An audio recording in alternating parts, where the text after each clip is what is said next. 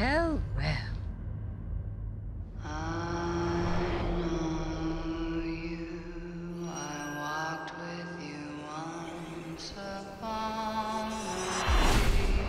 Well, the goal was to try to understand more what makes somebody become evil. How did she wasn't born that way, so what happened to her? And what happens to people and what makes them that way, and then how we affect others, how she affects the little baby that grows up into Sleeping Beauty, so yes, it's a very different look at it, but it is the same Maleficent, and the christening scene is the same in both, so everything centers around that same moment where she does in fact become evil and curse a child. So you mentioned the christening scene. The baby in the film is played by your own daughter. Was that an easy decision to make or a difficult one? It was just out of necessity because the other little kids were scared of me. So.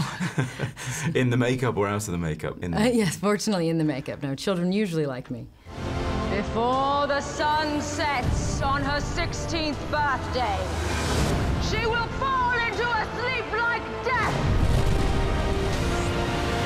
Do you have sort of quite fixed views about involving your children in films or their experience of Hollywood? I think I grew up around Hollywood, and I think in a way it was good because I was not that excited by it, or it didn't seem like some magic, distant thing. It was, I grew up less in awe of it all. So I think it's good for our kids to just see that they can enjoy movies, but they also see that it's work and very regular, something very regular about it, and yet enjoy the fun of it. But so we don't keep them from it, but we also don't make it a big deal. It's not the center of our house. You know, we do other things with our kids, and we want them to focus on other things. I mean, of course, you do other things with your working life as well. Is it important to you to portray a strong woman both on screen and off? I do think it's a nice thing. Yes, I like this film for it has strong women in it, both myself and of course Elle. The woman I play is much more complex, and she's not necessarily a good woman, but I think it does speak of what happens when someone, particularly a woman, is abused, and the violence that they suffer. So I mean, not to get too heavy, but it does have nice themes that resonate with me when it comes to you know, to that and how people get hurt and damaged.